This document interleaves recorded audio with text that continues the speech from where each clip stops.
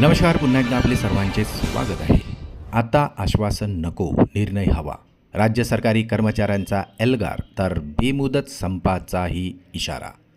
राज्यातील सरकारी कर्मचाऱ्यांच्या प्रलंबित मागण्यांनी आता उग्र रूप धारण केले असून सुधारित पेन्शन योजना लागू करण्याच्या मुख्य मागणीसह अन्य प्रलंबित प्रश्नांवर राज्य सरकारने ठोस निर्णय न घेतल्यास येत्या काळात सरकारी कर्मचारी बेमुदत संपावर जाण्याची शक्यता निर्माण झालेली आहे. चला पाहूया याविषयी सविस्तर अपडेट.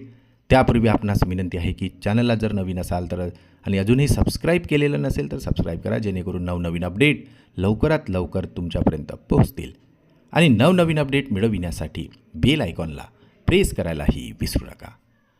हिवाळी अधिवेशनादरम्यान सरकारने कर्मचाऱ्यांच्या मागण्यांबाबत सकारात्मक आश्वासन दिलेले होते. मात्र अधिवेशन संपून बराच काळ उलटल्यानंतरही याबाबत कोणताही अधिकृत शासन निर्णय निर्गमित झालेला नाही. यामुळे शिक्षक, शिक्षकेतर कर्मचारी, निम सरकारी कर्मचारी आणि मंत्रालय कर्मचाऱ्यांमध्ये आता तीव्र असंतोष पसरलेला दिसून येत आहे. आता कर्मचाऱ्यांच्या नेमक्या काय प्रमुख मागण्या आहेत चला तर पाहूया. कर्मचाऱ्यांची जुनी पेन्शन योजना किंवा त्या धर्तीवर सुधारित योजना लागू करण्याची आग्रही मागणी आहे. तर 10-20-30 या सेवांतर्गत आश्वासित प्रगती योजनेची अंमलबजावणी रखडलेली असून ती आता पूर्ववत करून थकबाकी द्यावी अशी ही मागणी आहे.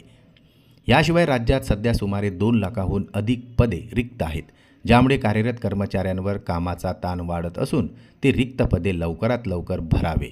तर देशातील 25 राज्यामध्ये निवृत्तीचे वय 60 वर्ष करण्यात आले आहे. मात्र महाराष्ट्रात अजूनही यावर निर्णय झालेला नाही, तर लवकरात लवकर निर्णय घ्यावा अशी ही संघटनेची मागणी आहे.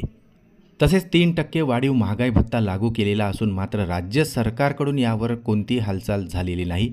याशिवाय TET धोरणामुळे शिक्षकांमध्ये असलेली अस्वस्थता आणि ST महामंडळातील कर्मचाऱ्यांच्या प्रलंबित वेतनवाढीचा प्रश्न यामुळे सुद्धा संपाची व्याप्ती वाढण्याची शक्यता दिसून येत आहे.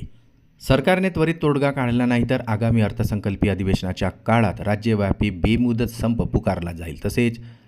तसेच लेखी निर्णयाशिवाय कर्मचारी माघार घेणार नाहीत असेही त्यात म्हटलेले आहे.